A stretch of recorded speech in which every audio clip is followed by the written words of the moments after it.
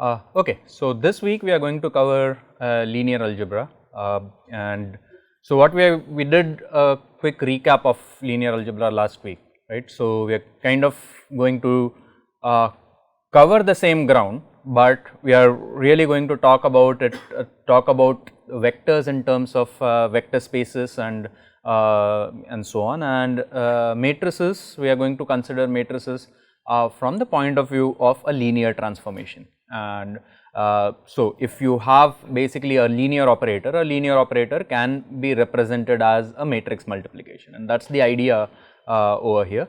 And so it's the same concepts that you have learnt mostly, maybe a couple of them might be new, but mostly it's the same concepts that you have learnt, but we are going to do that in a way that is more conducive to the linear control systems kind of a framework, where for example, if output y equal to a multiplied by u, then the matrix A is a matrix that does linear transformation. So we will get to that in tomorrow's lecture, but before that let's start with what everyone I am sure is comfortable with.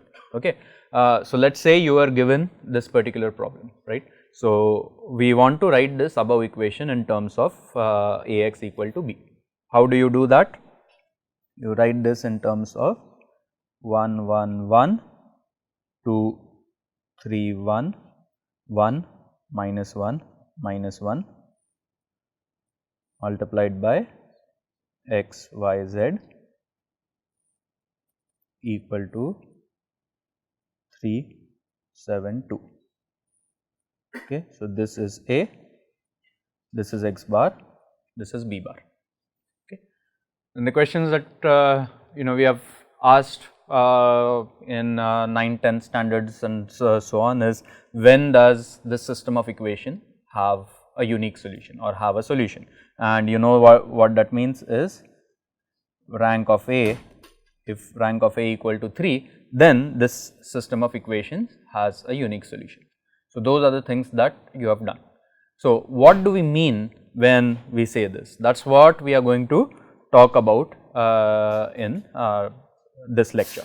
Okay. So what A matrix over here really is, what we are going to talk about A matrix as, A matrix is nothing but 3 column vectors put together. So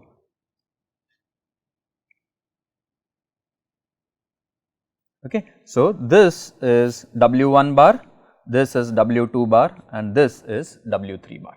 Okay, and the matrix multiplication of A multiplied by x, y, and z is nothing but x multiplied by W1 bar plus y multiplied by W2 bar plus z multiplied by W3 bar. Okay. So if this is A, then this guy is equal to this. Okay. So the problem that you have dealt with so far, that is solving linear equations, we are just posing it in a slightly different context. We are writing the matrix A as 3 column vectors concatenated together, and that is multiplied with your vector x bar, and this particular thing you might recognize, this is nothing but linear combination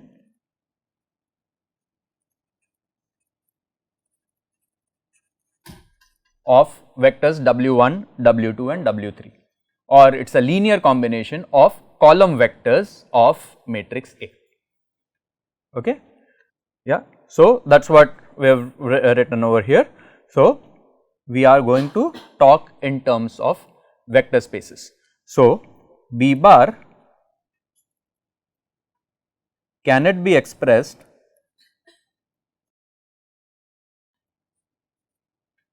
as linear combination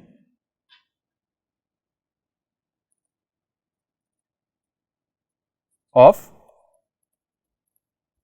column vectors of A? If the answer to this is yes, then a solution x, y, z exists. If the answer to this is no, then a solution x, y, z does not exist. Okay. it is possible that the matrix A has rank of 2 and still solution to Ax equal to B exists. Okay. That is the case when you have rank of A and rank of A comma B as the same. That is something that you have studied.